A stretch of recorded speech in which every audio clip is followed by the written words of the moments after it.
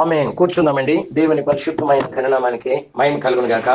7 ఏండ్ల శ్రమల కాలానికి వచ్చి మనము నిండు 19 మాసాలుగా ధ్యానించాం. నేటి దినాన మనం అందరం కూడాను 20వ మాసంలో ప్రవేశపెట్టిన గొప్ప దేవునికి మనం అందరం కృతజ్ఞత కలిగి దేవుని స్తుతించ బతులం. పరిశుద్ధ గ్రంథంలో నుండి వాక్యాన్ని మనం చదువుకుందాం. గత వారం ముగించుకున్న కాడ నుండి మనం ప్రారంభించుకుంటున్నాం. గత వారము ప్రకటన గ్రంథము 12వ అధ్యాయము 4 నుండి 6 వచనాల కాడ మనము ముగించుకున్నాము. ఆ వాక్యాన్ని చదువుకొని అక్కడి నుండి మనము ముందుకు సాగిపోదాం. దాని తోక ఆకాశ నక్షత్రములలో 3వ భాగము నీడ్చి వాటిని భూమి మీద పడవేసిను. కననయున్న ఆ స్త్రీ కనగానే చదివే ప్రతి వాక్యం మనము జాగ్రత్తగా గ్రహింపు శక్తి కలిగి అర్థం చేసుకుంటానికి పరిశుద్ధాత్మ దేవుని సహాయం కొరకై ప్రార్థనా పూర్వకంగా ఉందా. కననయున్న ఆ స్త్రీ కనగానే ఆమె శిశువును మృంగివేయవల్లని ఆ ఘట సర్పము స్త్రీ ఎదుట నిలుచుండిను. సమస్త జనములను ఇనపదండముతో ఏలనయున్న ఒక మగ శిశువును ఆమె కనగా ఆమె శిశువు దేవుని యొద్దకును ఆయన సింహాసనము నొద్దకును కొనుపోబడిను.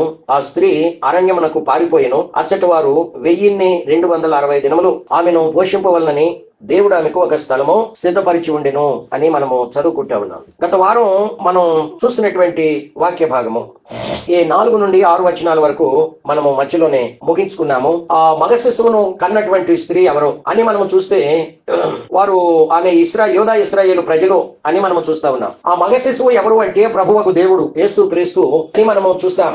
ఆయన జన్మించినప్పుడు ఆనాడు సాతాను హేరోదులో నుండి చంపేయాలనుకున్నాడు, చంపేశాను అనుకున్నాడు. ఎందుకంటే బెత్లెహేము, రామా ఆ పరిసర ప్రాంతాలలో 2 సంవత్సరాలు కలిగినటువంటి వయస్సు కలిగినటువంటి ఆ లోపు 2 సంవత్సరాల లోపు వయస్సు కలిగినటువంటి ఆ పిల్లల్ని హేరోదు రాజు చంపేశాడు, హతమార్చాడు. ఇక యేసు లేడు అనుకున్నాడు. కానీ కొంతకాలానికి చూస్తే యేసు జీవించే ఉన్నాడు. ఆయన దాదాపుగా 30 ఏండ్ల వయసు వచ్చేంత వరకు తన్ను ఎవరికి ప్రత్యక్షపరచుకోలేదు. 30 సంవత్సరాల వయసు వచ్చి పరలోకపు తండ్రి యొక్క దేవుని రాజ్య సువార్త ప్రకటన చేసేటప్పుడు తన్ను బయలుపరుచుకున్నాడు. నేను తండ్రి యొద్ద నుండి వచ్చాను, నేను దేవుని కుమారుడను అని తన్ను బయలుపరుచుకున్నాడు. నాటి నుండి వాడు మరలా కబళించాలని అపవాది చూశాడు. కానీ రివర్సల్ అయిపోయింది. యేసు ప్రభువే సిలువలో మరణించి సాతాను యొక్క తలను చెదగొట్టాడు. ఆయన మరణించి సమాధి చేయబడి పరలోకానికి ఆరోహణమై వెళ్ళిపోయాడు. ఆయనను ఏ విధంగానైనా కానీ మరి నాశనం చేయాలని అపవాది పొంచి ఉన్నప్పుడు ఆయన ఏమైపోయాడు?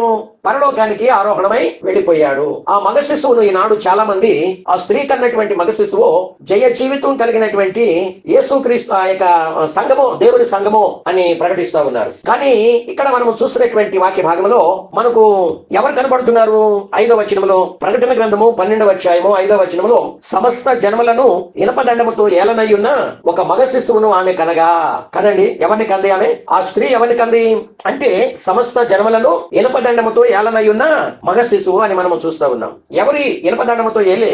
సమస్త జన్మలను ఏలే ఈ మగ శిశువు ఎవరో అని మనం చదువుకుంటే ప్రకటన గ్రంథము 19వ అధ్యాయము 15వ వాక్యమును మనము జాగ్రత్తగా పరిశీలన చేస్తే ప్రకటన గ్రంథము 19వ అధ్యాయము 12వ వచనంలో 15వ వచనంలో జనములను కొట్టుటకై మనం 14వ వచనం నుండి చదువుకుందాం, మనకు ఇంకా అర్థమవుతుంది. పరలోకమందున్న సేనలు శుభ్రమైన తెల్లని నారబట్టలు అంటే ఎవరు వీళ్ళు? పరిశుద్ధులు, దేవుని సంఘం. పరలోకమందున్న సేనలు శుభ్రమైన తెల్లని నారబట్టలు ధరించుకొని తెల్లని గుర్రములెక్కి యేసయ్యను వెంబడించుచుండిరి. జనములను కొట్టుటకై ఆయన నోట నుండి వాడిగల ఖడ్గము బయలు వెళుచున్నది.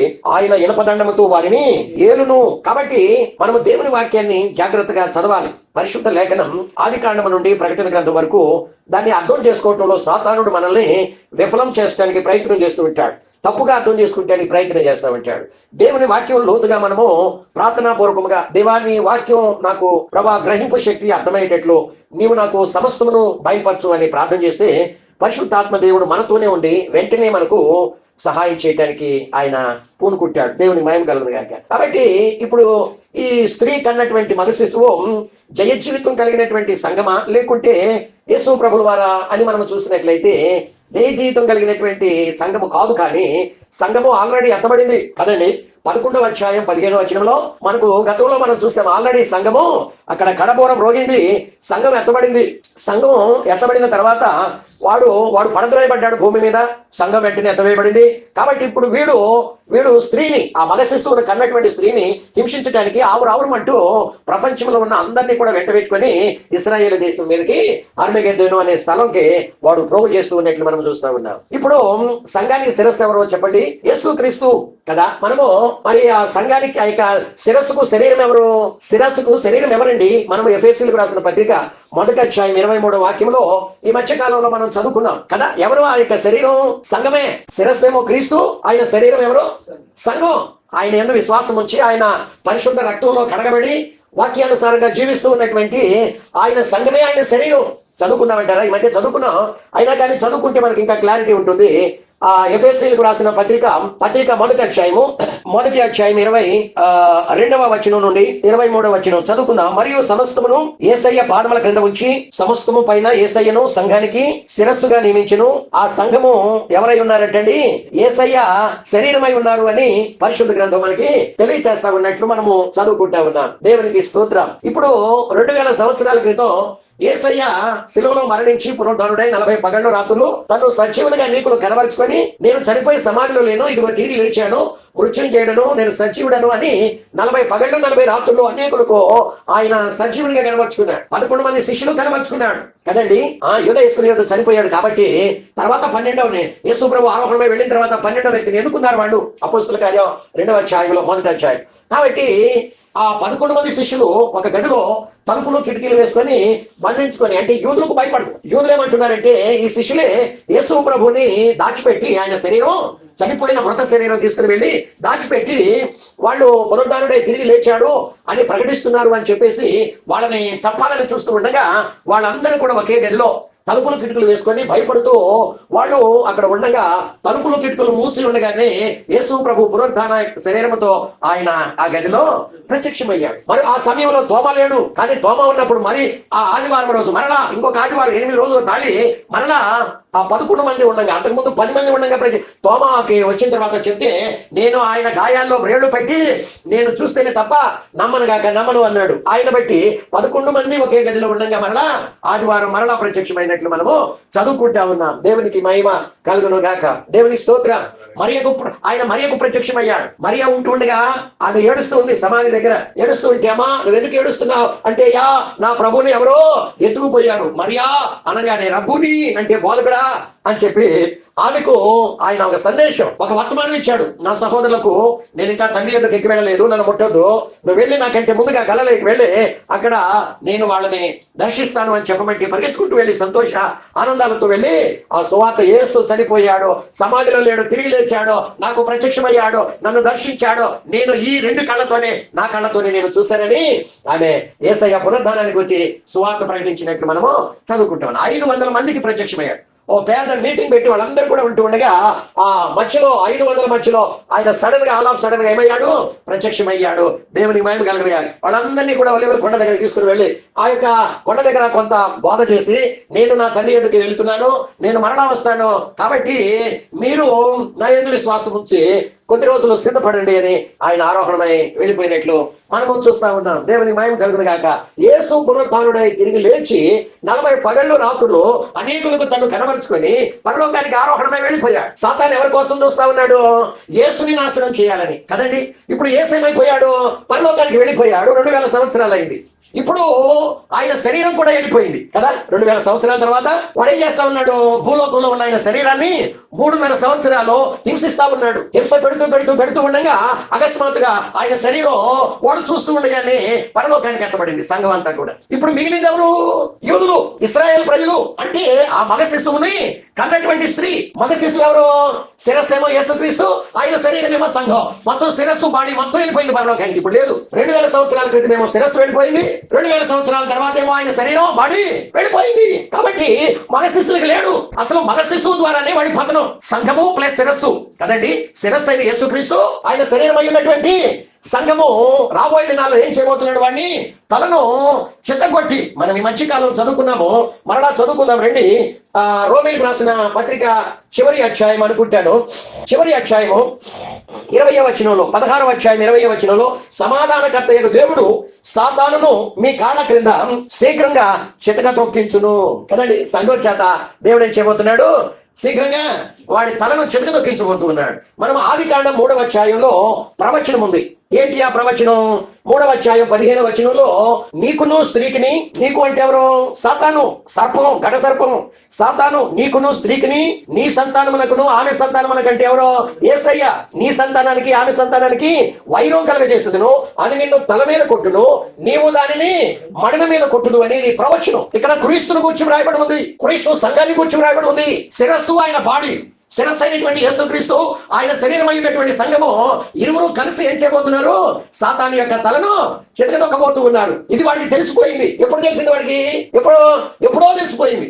అందుకే దానియేలు ఉపవాసం ఉండి ప్రార్థన చేస్తుంటే, దానియేలు ఏం చేశాడు? ఉపవాసం ఉండి ప్రార్థన చేస్తుంటే వాడు అడిగించింది. ఎందుకని? వాడు ఆకాశంలో అడిగించాడు గబ్రియేలుని వర్తమానం.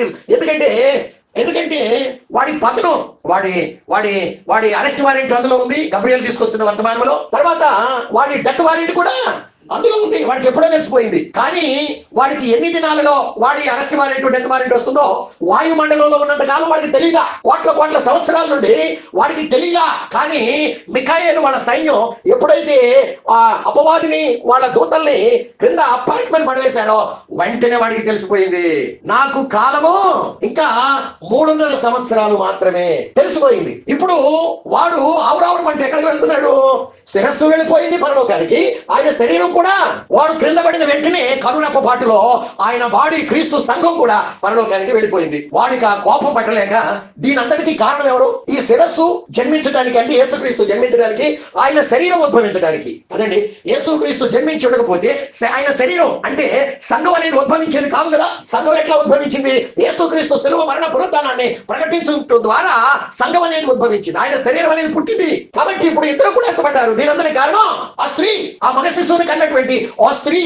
ఇప్పుడు దాన్ని నాశనం చేయాలి, ఆ స్త్రీని హింసించాలని యోధా ఇశ్రాయేలు ప్రజల మీదకి ప్రపంచంలో ఉన్న మిలిటరీని, ఆ దురాత్మ శక్తులు, దయ్యాలు, పిశాచులు, మాంత్రిక శక్తులు, ఆ ప్రపంచం అంతటా ఉన్నటువంటి భూరాజులు కదండి, యాంటీ క్రైస్తు, అబద్ధ ప్రవక్త అందరినీ కూడా తీసుకుని ఎక్కడికి వస్తున్నాడు? వాడు యోధా దేశం మీదకి వస్తూ ఉన్నాడు కదా. ఎప్పుడైతే యోధా దేశం మీదకి వచ్చి హింసించడం ప్రారంభించాడో వెంటనే దేవుడు ఏం చేశాడో, ఆ ప్రకటన గ్రంథం 12వ అధ్యాయము 6వ వచనంలో, ఆ స్త్రీ అరణ్యానికి పారిపోయెను, అచ్చటి వారు 1260 దినాలు ఆమెను పోషించవలనని దేవుడు ఆమెకు ఒక స్థలమును సిద్ధపరిచి ఉంచెను అని మనము చదువుకుంటా ఉన్నాం.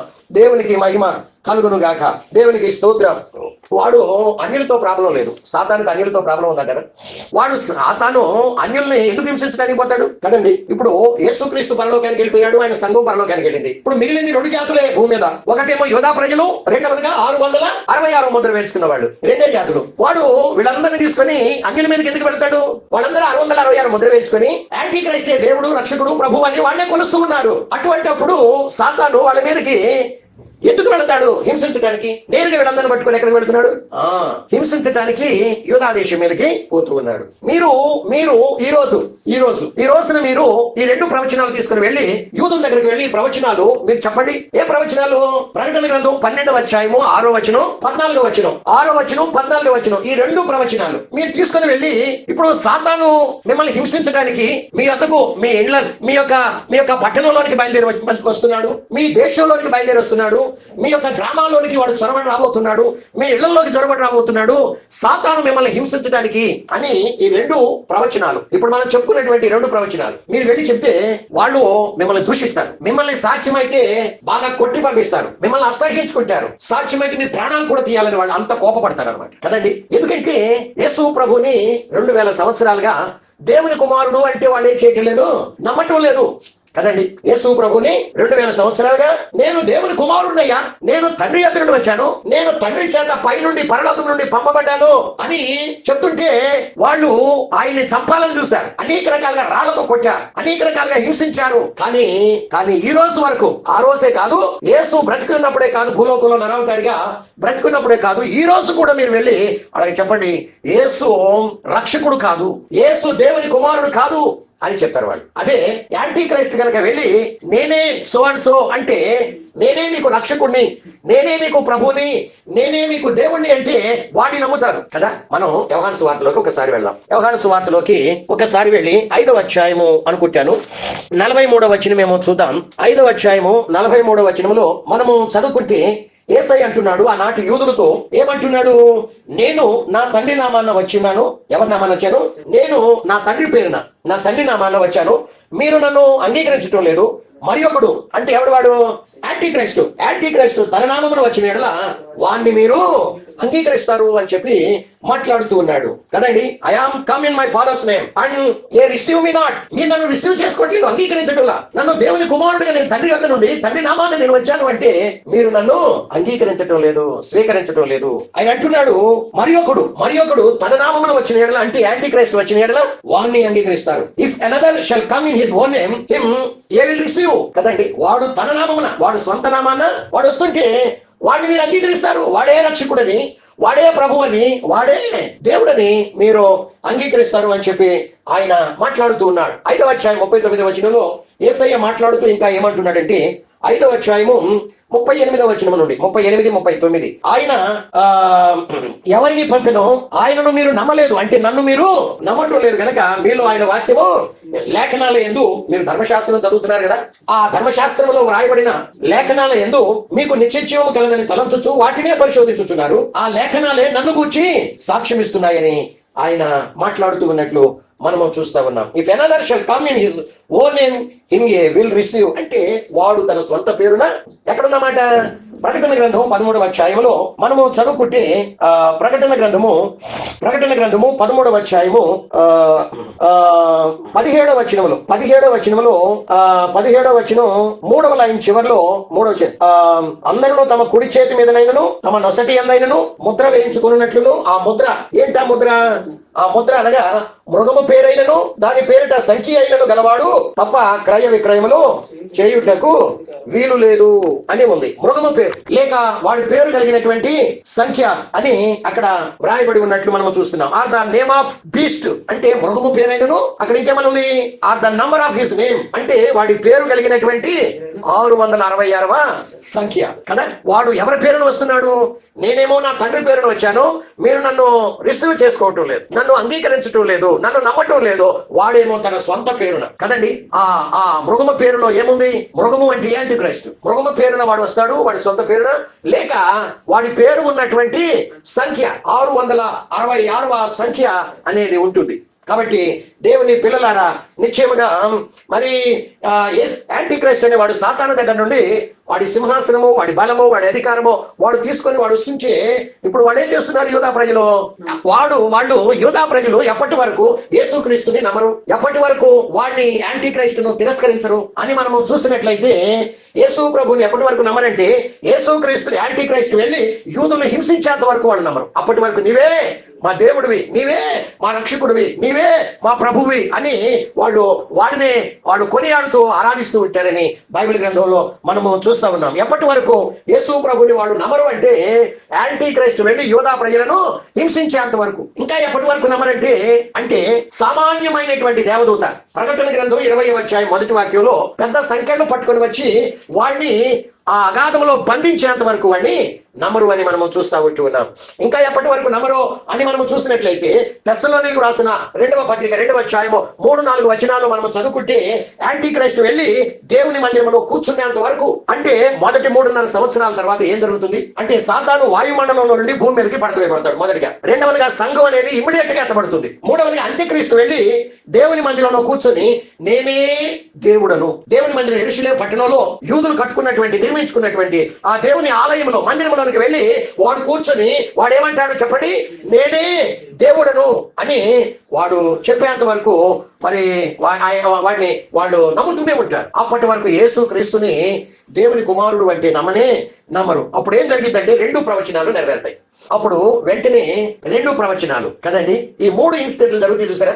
మిఖాయేలు దూత సాతాన్ని వాడి సైన్యాన్ని ఫ్లాట్ మ్యాన్ తన్ని భూమి మీదకి పడేసి వస్తాడు. వెంటనే ఇమీడియట్ గా సంఘం ఎత్తబడుతుంది. వెంటనే వీడు ఆవురావురు అంటూ వెళ్ళి ఏం చేస్తా ఉంటాడు? పోయి నేనే దేవుడును ఎప్పుడంటాడు? మొదటి 3.5 సంవత్సరాల తదనంతరం పరిశుద్ధ దేవుని సంఘం పరలోకానికి ఎత్తబడిన తర్వాత వాడు వెళ్ళి ఎక్కడ కూర్చుంటాడు?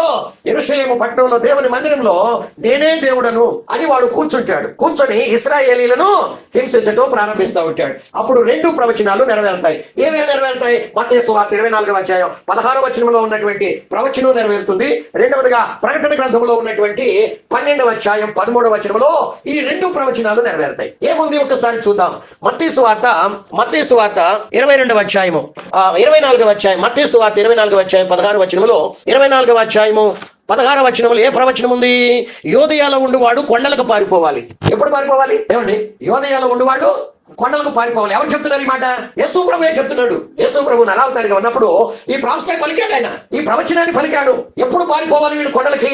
ఎప్పుడు పారిపోవాలి అని అంటే 15వ వచనంలో ప్రవక్త అయిన దానియేలు ద్వారా చెప్పబడిన నాశనకరమైన హేయ వస్తువు పరిశుద్ధ స్థలమందు నిలుచుట మీరు చూడగానే చదువువాడు గ్రహించునుగాక, యోదయలో ఉండువాడు కొండలకి పారిపోవాలి. నాశనకరమైన హేయ వస్తువు, నిషిద్ధమైన వస్తువు, అపవిత్రమైన వస్తువు కదండి.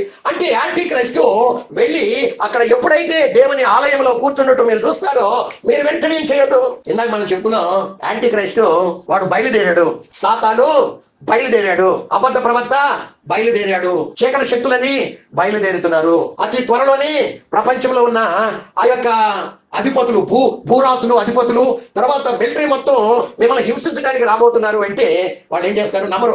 పైగా మనల్ని దూషించి మనల్ని కొట్టి శక్యమైతే చంపడానికి కూడా వాళ్ళు ప్రయత్నం చేస్తారు. కానీ ప్రవచనాలు దానియేలు గ్రంథం ఎక్కడుందండి? దానియేలు గ్రంథంలో మనం చదువుకున్న ఒక మాట, దానియేలు గ్రంథంలో కూడా ఈ ప్రవచనం రాయబడి ఉంది. దాన్ని యేసు ప్రభు కోట్ చేస్తూ మత్తయి సువార్త 24:15 ఆ ప్రవచనాన్ని కోట్ చేస్తూ అక్కడ ఏమంటున్నాడు అంటే దానియేలు గ్రంథంలో వ్రాయబడిన రీతిగానే మాట్లాడుతున్నాడు. కాబట్టి దానియేలు గ్రంథం ఏమని వ్రాయబడి ఉంది? 9వ అధ్యాయము, దానియేలు గ్రంథం 9వ అధ్యాయము లో మనము చదువుకున్నప్పుడు 27వ వచనంలో అతడు అంటే యాంటీ క్రైస్ట్ 1 వారం వరకు అంటే 7 సంవత్సరాల వరకు అనేకులతో నిబంధనను స్థిరపరుస్తాడు. అర్ధవారానికి బలిని నైవేద్యమును అంటే మొదటి 3.5 సంవత్సరాలు సంఘం ఎత్తబడగానే బలిని నైవేద్యము నిలిపివేసి హేయమైనది నిలుచు వరకు నాశనము చేయవాడు వచ్చును. నాశనము చేయడానికి రావాలని నిర్ణయించిన నాశనము ముగించు వరకు అంటే మొదటి 3.5 సంవత్సరాలు ముగియగానే వాడు దేవుని మందిరంలోకి వెళ్ళి వాడు నేనే దేవుడను కదండి. ఏమంటాడు? మనము తెస్సలోనీయులకు రాసిన 2వ పత్రిక ముగించుకుందాం, సమయం అయిపోతుంది. తెస్సలోనీయులకు రాసిన 2వ పత్రిక 2వ అధ్యాయం 3-4 వచనాలను మనం చదువుకుంటే 2వ అధ్యాయము 3-4 వచనాలలో మనము చదువుకున్నట్లయితే అక్కడ ఏమని వ్రాయబడి ఉంది అంటే మొదట భ్రష్టత్వం సంభవించి నాశన పాత్రుడకు పురుషుడు బయలుపడితేనే కానీ అంటే యాంటీ క్రైస్టు నేనే దేవుడను అని బయలుపడితే గాని ఆ దినము రాదు. ఏది దేవుడనబడును, ఏది పూజించబడును దానిని అంతటిని ఎదిరించుచు కదండి యేసుక్రీస్తుని యెహోవా దేవుని ఎదురిస్తూ దాని అంతటికి పైగా వాడు తన్ను తానే హెచ్చించుకుంటూ తానే దేవుడను అని తన్ను కనబరుచుకొనుచు దేవాలయంలో కూర్చుండును. చూసారా? మీరు ఇప్పుడు ఈ 2 ప్రవచనాలు తీసుకుని వెళ్ళి వాళ్ళకి చెప్పండి, వాళ్ళు నమ్మరు. కానీ ఈ ప్రాఫెసీలు అతి త్వరలోనే జరగబోతున్నాయి. ఏ ప్రాఫెసీలు? దానియేలు గ్రంథం 9వ అధ్యాయము 27వ వచనంలో ఉన్న ప్రవచనం, మత్తయి సువార్త 24వ అధ్యాయము 15 నుండి ఆ క్రింది భాగంలో వ్రాయబడినటువంటి ప్రవచనం, ఆ యొక్క తెస్సలోనీయులకు రాసిన 2వ పత్రిక 2వ అధ్యాయం 3-4 వచనాల్లో ఉన్నటువంటి ఆ ప్రవచనాలన్నీ కూడా అతి త్వరలోనే మన కళ్ళ ముందే, మన కళ్ళ ఎదుటే జరగబోతున్నాయి కదండి. ఎప్పుడు జరగబోతున్నాయండి? ఎప్పుడు జరగబోతున్నాయి? మాట్లాడరా? మన కళ్ళ ఎదుట కాదు. అదే వాక్యం గురుడిగా వింటండి. మనం ఉంటామా? సంఘం ఉంటుందా? అది సంఘం ఎత్తబడిన తర్వాతే కదా ఈ ఇన్సిడెంట్లు అన్ని జరిగేది. ఈ 4 ఇన్సిడెంట్లు టకా జరిగిపోతా ఉంటాయి. ఏ 4 ఇన్సిడెంట్లు? మిఖాయేలు వాళ్ళ సైన్యం ఆ యొక్క చీకటి సాతాన్ని వాళ్ళ శక్తులందరినీ కూడా ఫ్యాట్మెన్ కొట్టి క్రింద పడేయడం భూమి మీద. వెంటనే కనురెప్పపాటులో సంఘం ఎత్తబడటం. వెంటనే వీడు వెళ్ళి ఏం చేయాలి? దేవుని మందిరంలో, ఆలయంలో నేనే దేవుడను అని వాడు కూర్చోవడం, యూదా ఇశ్రాయేలు ప్రజలను హింసించడం వాడు ప్రారంభిస్తూ ఉంటాడు. కాబట్టి ఇవన్నీ కూడా మనము ప్రభు రాకడ ఆలస్యం అయితే వచ్చే వారం ధ్యానించడానికి ప్రయత్నం చేద్దాం. తలలు వంచండి. మనం దేవుని సముఖంలో కూడి ఉన్నాం. బైబిల్లో ఎన్నో ప్రవచనాలు, కొన్ని నెరవేరాయి, ఇంకా ఎన్నో నెరవేర్చబడవలసినటువంటి ప్రవచనాలు ఉన్నాయి. అతి త్వరలోనే అవన్నీ కూడా నెరవేర్పుకు సిద్ధమవుతా ఉన్నాయి. బైబిల్లో వ్రాయబడినటువంటి, చెప్పబడినటువంటి ఏ పొల్లైనా సున్నైనా తప్పిపోదు అని బైబిల్ గ్రంథం తెలియజేస్తుంది. 2000 సంవత్సరాల క్రితమే ఆ మగ శిశువును అంటే శిరస్సును ప్రజలను ఇనపదండముతో ఏలనై ఉన్నటువంటి ఆ మగ శిశువు అయినటువంటి శిరస్సు వాడు నాశనం చేయాలని చూశాడు. కానీ చూస్తూ ఉండగానే శిరస్సు పరలోకానికి వెళ్ళిపోయింది. ఆయన బాడీ, ఆయన శరీరం భూమిలోనే మిగిలిపోయింది. వాడు ఎప్పుడైతే ఆ యొక్క సంఘం 666 ముద్ర వేయించుకోకపోవటం చూసి ఆయన సంఘమైనటువంటి శరీరాన్ని 3.5 సంవత్సరాలు చిత్రహింసలు, అనేక రకాలైనటువంటి హింసలు పెడుతూ ఉంటాడు. అయితే 3.5 సంవత్సరాల తర్వాత వాడు భూమి మీద పడిపోయిన వెంటనే సంఘాన్ని దేవుడు పరలోకానికి పిలుచుకున్నాడు. దీన్ని చూసిన శిరస్సు పోయింది, ఆయన శరీరం పోయింది అనే కోపంతో వాడు రగులుకుంటూ దీనంతటికి కారణమైనటువంటి ఆ మగ శిశువును కన్నటువంటి ఆ స్త్రీ, కాబట్టి ఆ స్త్రీని హింసించాలి అని వాడు బయలుదేరుతున్నాడు. ఆ స్త్రీని కనుక నాశనం చేస్తే వాడి కోపం చల్లారాలని, ఎందుకంటే ఆ స్త్రీని అసలు లేకుండా చేస్తే గొడవ పోతుందని. ఆ స్త్రీయే ఇశ్రాయేల్ దేశమే కనుక లేకపోతే, ఇశ్రాయేలీలే కనుక లేకపోతే యేసుక్రీస్తు భూలోకంలో జన్మించి ఉండేవారు కాదు. యేసుక్రీస్తు జన్మించడానికి కారణం అబ్రహాములో నుండి ఇస్సాకు, యాకోబులు జన్మించారు. యాకోబులో నుండి 11 గోత్రాలు, మరియు వాళ్ళలో యోధాలో నుండి దావీదు యోధా వంశంలో నుండి దావీదు జన్మించాడు. దావీదు గోత్రంలో నుండి ఆ యొక్క యేసు ప్రభు జన్మించాడు. యేసు ప్రభు లేకుండా ఉండేవాడే ఇశ్రాయేల్ కనుక లేకుండా పోతే, యేసు ప్రభు సిలువలో మరణించి ఉండకపోయినట్లయితే ఆయన శరీరము, సంఘము ఉద్భవించి ఉండేది కాదు. ఇప్పుడు శిరస్సు పోయింది, ఆయన శరీరము పోయింది. కాబట్టి అనేవాడు కోపంతో వాడు ఆ కోపాన్ని చల్లార్చుకుంటానికి, కోపం తీర్చుకుంటానికి ఆ మగ శిశువును కన్నటువంటి యేసు ఆ యొక్క ఇశ్రాయేలు దేశానికి వాడు మొత్తాన్ని వెంట పెట్టుకొని పోతున్నాడు. ఈ ప్రవచనాలన్నీ కూడా బహు త్వరలో వాటిని చూడటానికి సంఘం భూమి మీద ఉండదు. మనం భూమి మీద ఉండం, మనం పరలోకంలో ఉంటాం. అంతఃపురంలో మనల్ని దాచివేస్తాడు. వాడు అన్యుల జోలికి పోడు, నామకార్థ క్రైస్తవుల జోలికి పోడు, 666 ముద్ర వేయించుకున్నటువంటి ఎవడి జోలికి పోడు. వాళ్ళందరూ వాడిని సేవిస్తున్నారు ముద్ర వేయించుకొని. ఇక్కడ మిగిలింది సంఘమేమో పరలోకానికి వెళ్ళిపోయింది, అన్యుల జోలికి పోడు. మిగిలింది యూదులు దీనంతటి కారణం. ఇశ్రాయేలు దేశం మీదకి ఆవురావురమంటూ అందరినీ మొత్తాన్ని వెంట పెట్టుకొని పోతాడు. ఇక ముందు ఏం జరగబోతుందో ప్రభు అక్కడ ఆలస్యం అయితే వచ్చేవారు దాన్ని కంటిన్యూ చేయడానికి ప్రయత్నం చేద్దాం. ప్రేరేపించబడినటువంటి వారు ప్రార్థన చేయాలని కోరుతూ ఉన్నాం.